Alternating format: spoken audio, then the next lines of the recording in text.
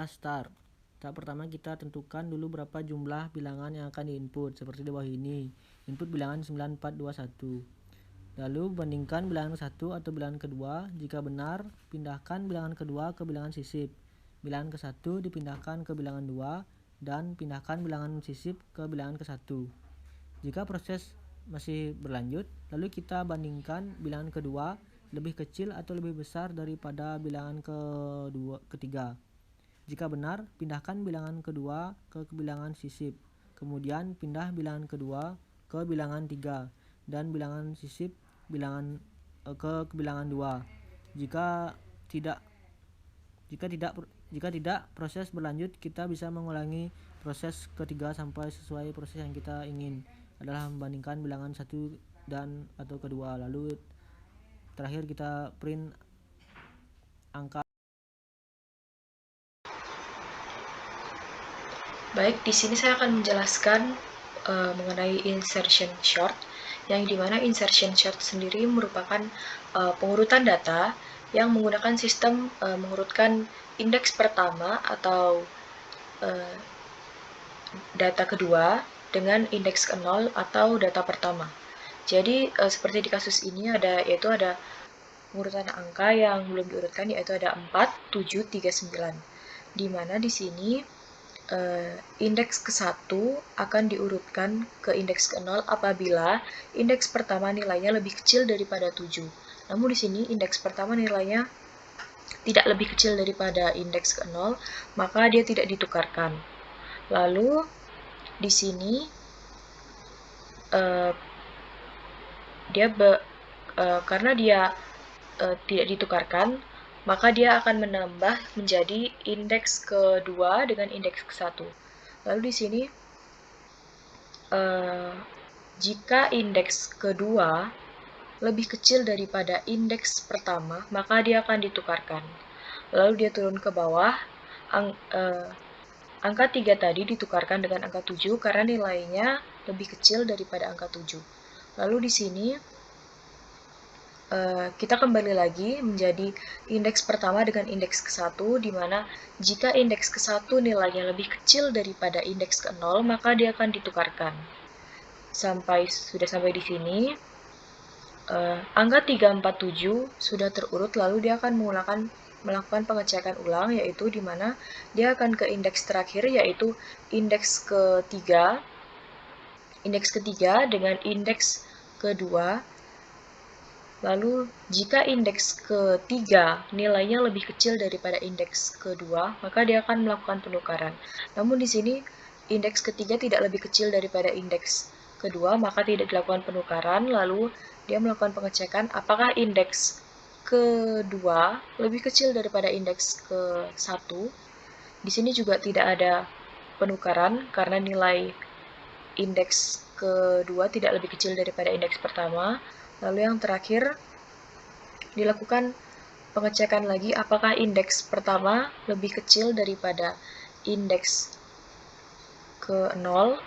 Di sini juga sama, sehingga nilai yang tadinya berantakan sekarang sudah berhasil diurutkan dengan insertion chart, yaitu hasilnya 3, 4, 7, dan 9. Jadi kurang lebih cara kerja alur insertion chart yaitu dengan menggunakan dua data, yang dimana data tersebut akan diurutkan jika sisi sebelah kanan lebih kecil daripada sisi sebelah kiri, maka dia akan ditukarkan dan terus berlanjut hingga ke angka selanjutnya atau data selanjutnya.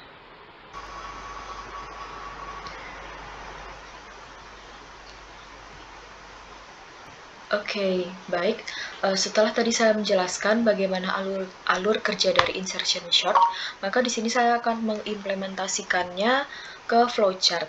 Oke, baik. Di sini dari flowchart kita mulai dari start, lalu di bawah sini ada pendeklarasian bahwa dalam flowchart ini saya menggunakan integer i, integer x, integer j, dan integer n.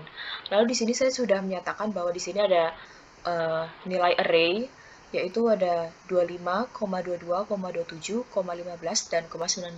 Yang dimana nilai array ini belum tersusun secara benar, tersusun dari nilai terkecil hingga nilai terbesar. lalu dia turun ke bawah. Di sini pada variabel i dinyatakan bahwa nilai variabel i itu 1. Dia turun lagi ke bawah ke decision, yang dimana di sini ada pernyataan bahwa jika variabel i nilainya kurang dari n, maka dia true. Namun jika false, dia akan langsung ke n. Flowchart tersebut akan langsung selesai. Dan di sini juga ada variabel x, yang dimana variabel x itu merupakan vektor i atau sama dengan variabel i. Kalau bisa dikatakan variabel x itu sama dengan variabel i, yang dimana vektor i ini berarti adalah tempat penyimpanan sementara dari datanya gitu. Lalu di sini karena nilainya bersifat true, maka dia turun ke bawah. Lalu di sini ada proses yang menyatakan bahwa variabel j itu nilainya i-1, yang berarti perlu kita ingat bahwa tadi nilai variabel i itu 1, lalu di sini berarti nilai variabel j itu 0. Lalu dia turun lagi ke bawah. Di sini ada pengkondisian yang menyatakan bahwa jika nilai variabel j lebih dari sama dengan 0 dan vektor j lebih dari x, maka jika benar dia turun ke bawah, namun jika false dia akan menambah nilai variabel i. Perlu kita ingat bahwa tadinya nilai variabel j itu 0, jadi di sini apakah 0 lebih besar sama dengan 0? Itu true. Dan apakah vektor j lebih besar daripada x? Perlu kita ingat nilai 0 itu berarti indeks ke 0. Dan di sini indeks ke 0 itu bernilai data 25. Lalu perlu kita ingat lagi bahwa tadi x itu sama dengan variabel i, yang dimana variabel itu sifatnya indeks pertama. Sedangkan indeks pertama itu nilainya 22. Jadi di sini dinyatakan apakah nilai 25 itu lebih besar daripada 22? Jawabannya kan true. Jadi karena dua pernyataan ini true, maka dia turun ke bawah. Nah, di sini terjadi penukaran yang dimana di sini itu vektor j plus 1 itu yang perlu kita angkat tadi adalah variabel j itu nilainya 0, di sini dia bernilai menjadi 1. Namun karena di sini ada kurung kurawal kota ini, di sini perlu diperhatikan bahwa ini tuh nilai sementara, bukan nilai mutlak dari variabel j. Jadi di sini nilai dari array ini adalah saat ini 25, 25, 27, 15, 19. Jadi di sini nilai 22 tersebut ditimpa lagi oleh nilai 25. Oke, lalu dia turun lagi ke proses. Seperti kita ingat tadi, nilai variabel j itu kan 0 untuk nilai mutlaknya. Nah, di sini j sama dengan j-1. Jadi, sekarang nilai variabel j itu bernilai minus 1. Nah, turun lagi dia ke bawah prosesnya. Di sini dinyatakan bahwa vec j plus 1 yang tadinya ada di sini sama dengan x. Jadi di sini nilai 22 tadi yang ditimpa, dia akan dikeluarkan oleh variabel x ke indeks ke 0. Jadi terjadinya penukaran itu prosesnya di sini. Setelah terjadinya penukaran, dia akan looping lagi ke sini, dan penukaran tersebut akan terus berlangsung hingga posisi terurut dengan benar. Namun jika di sini nilainya false, maka variabel i akan bertambah 1. Di sini misalnya tadi perlu kita ingat bahwa variabel itu nilainya 1. Variabel i itu nilai 1, dan variabel j nilainya itu minus 1. Di sini terjadi karena jawaban setelah pengulangan berikut ini jawabannya itu false, dia akan naik ke atas. Lalu di sini variabel i itu nilainya 2 dan nilai j bersifat 1. Karena di sini variabel i itu sifatnya dinamis, jadi jika variabel i bertambah maka variabel j ikut bertambah. Dan pemrosesan ini terus berulang hingga posisinya terurut dengan benar. Lalu jika di sini nilai variabel i itu sudah kurang dari nilai array-nya, maka dia akan langsung n atau nilai langsung bersifat false. Jadi program dari kasus ini selesai. Jadi kurang lebih seperti itu jalannya dari insertion chart. Sekian penjelasan dari saya. Terima kasih.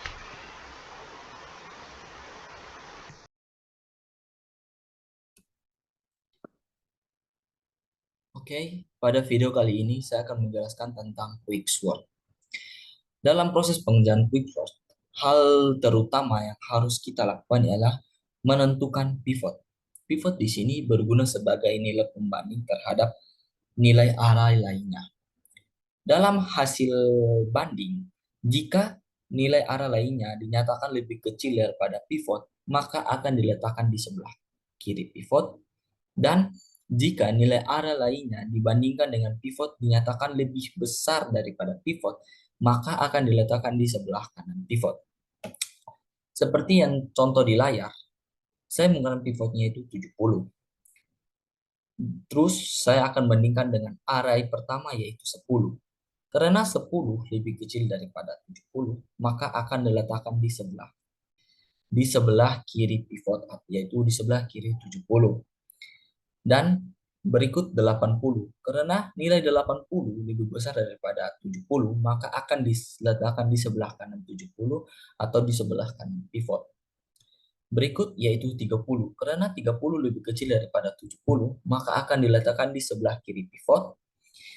Begitu juga dengan 90. Karena 90 lebih besar daripada pivot, maka akan diletakkan di sebelah kanan pivot.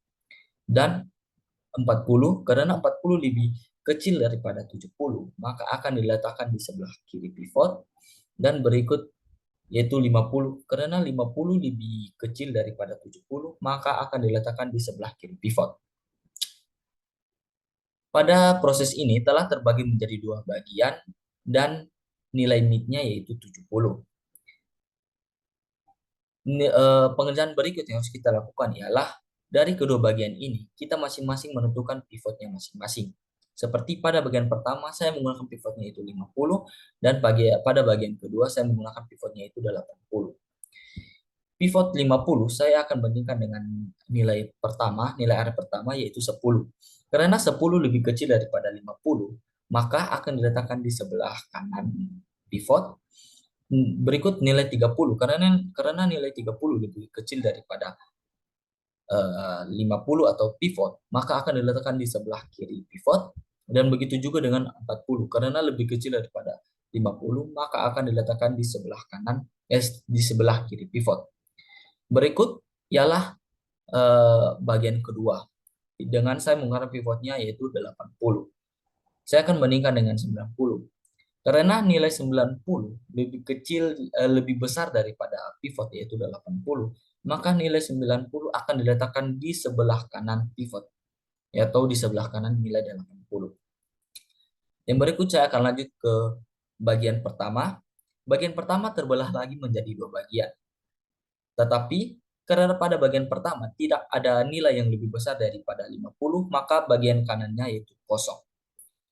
Dan kita akan mulai dengan bagian kiri. Dalam hal ini hal yang harus kita lakukan yaitu juga menentukan pivot. Pivot yang saya gunakan ialah 40. Terus 40 saya bandingkan dengan nilai pertama yaitu 10.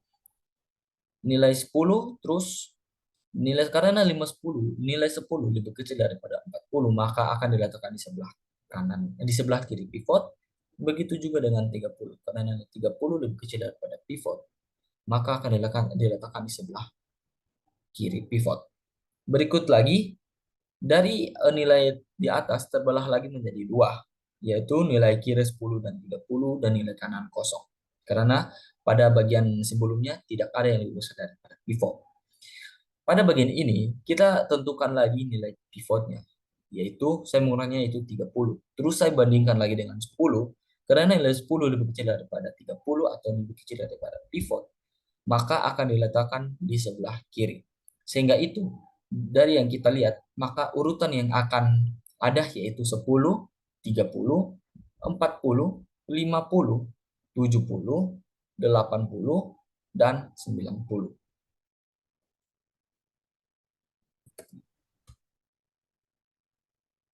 Oke, berikut saya akan menjelaskan tentang pengerjaan quicksort dalam bentuk flowchart.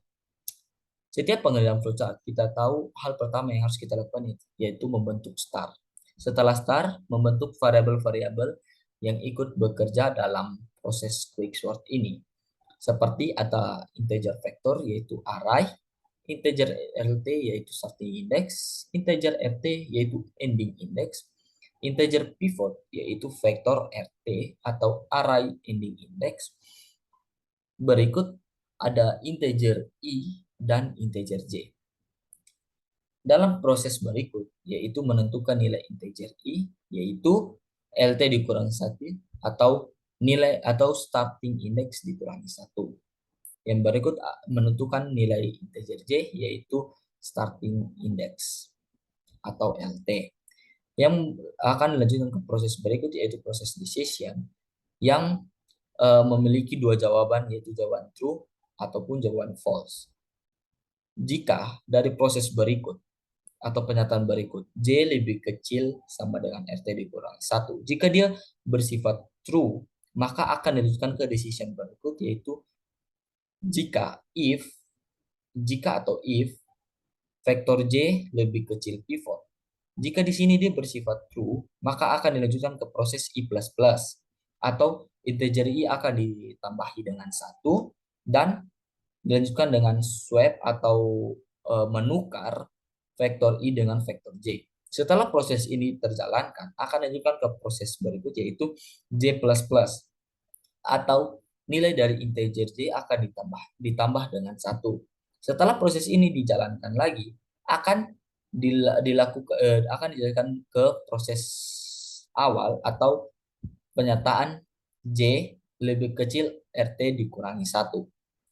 Jika proses ini bersifat true lagi, akan dilanjutkan ke bawah sini. Jika vektor J lebih kecil pivot, jika dia di sini bersifat false, maka dia tidak akan dilanjutkan ke bawah sini, melainkan ke sini, langsung ke J++.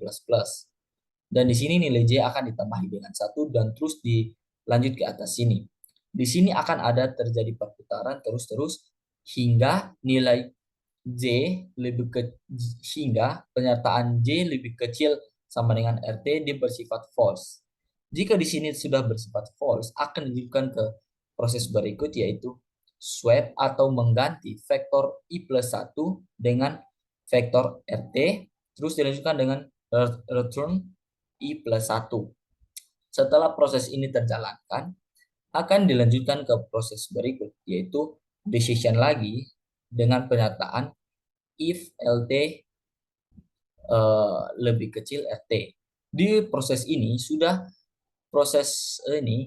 array yang dijalankan sudah terbagi menjadi 2, dan proses ini mempertanyakan apakah dalam bagian pertama dan bagian kedua setiap bagian lt dan rt setiap bagian telah memenuhi syarat lt lebih kecil rt. Jika masih ada yang memenuhi syarat lt lebih kecil rt, maka akan bersifat true dan lanjutkan ke ini.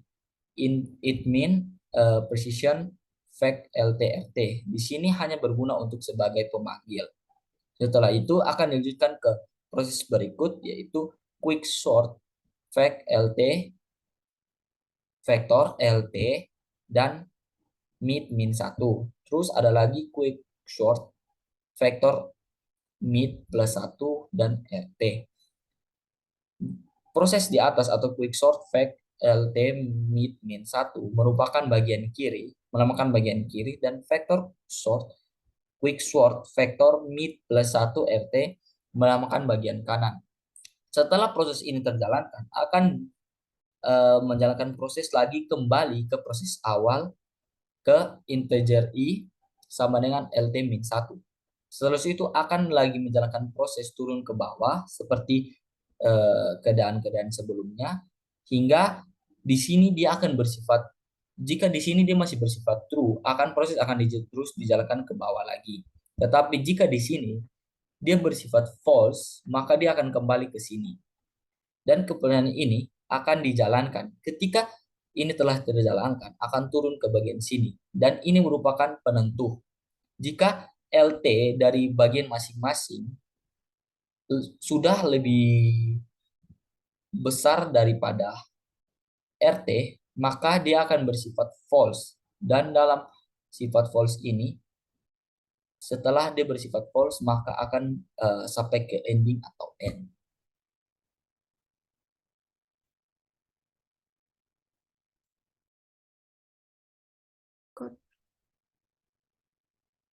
Perkenalkan, nama saya Gustiayu Purnasa Fitri dengan NIM 4223034. Saya akan menjelaskan cara kerja dari COMSHORT. Kondisi awal dari array yaitu 25, 22, 27, 15, dan 19. Dengan nilai gap awal yaitu 5, dan kondisi akhir yang diinginkan adalah daftar yang terurut dari nilai yang terkecil ke nilai yang terbesar, atau dari nilai 15 sampai nilai 27. Perulangan pertama memiliki nilai gap yaitu 5 dibagi 1,3 mendapatkan hasil 3,8 yang dibulatkan menjadi 3. Yang pertama, membandingkan 25 dengan angka 15. Apakah 25 lebih besar daripada 15? Jika iya, akan terjadi pertukaran atau swap, yaitu menjadi 15, 22, 27, 25, dan 19. Selanjutnya, angka 22 akan dibandingkan dengan 19. Apakah angka 22 lebih besar daripada 19? Jika iya, akan terjadi pertukaran atau swap menjadi 15, 19, 27, 25, dan 22. Di perulangan kedua, gap-nya adalah 3 dibagi 1,3, mendapatkan hasil 2,3, yang dibulatkan menjadi 2, yaitu 15 dibandingkan dengan 27. Apakah 15 lebih besar daripada 27? Jika tidak, maka swap tidak akan terjadi. Kemudian dilanjutkan dengan nilai 19 dibandingkan dengan 25. Apakah 19 lebih besar daripada 25? Jika tidak, maka swap tidak akan terjadi. Selanjutnya adalah nilai 27 dengan 22. Apakah 27 lebih besar daripada 22? Karena iya, maka swap terjadi dan urutannya menjadi 15, 19, 22, 25, dan 27. Dan selanjutnya perulangan ketiga, yaitu gap sama dengan 2 dibagi 1,3. Sama dengan 1,5 yang dibulatkan menjadi 1. Kemudian membandingkan angka 15 dengan 19. Apakah 15 lebih besar daripada 19? Jika tidak, maka swap tidak akan terjadi. Selanjutnya membandingkan angka 19 dengan 22. Apakah 19 lebih besar daripada 22? Karena tidak, maka swap tidak terjadi. Selanjutnya, apakah angka 22 lebih besar daripada 25? Karena tidak, swap juga tidak akan terjadi. Dan yang terakhir, apakah angka 25 lebih besar daripada angka 27? Karena tidak, maka swap tidak akan terjadi. Dan urutan ini menjadi urutan terakhir sehingga algoritma selesai dan swap tidak akan terjadi kembali. Urutan ini adalah urutan yang benar, yaitu 15, 19, 22, 25, dan 27.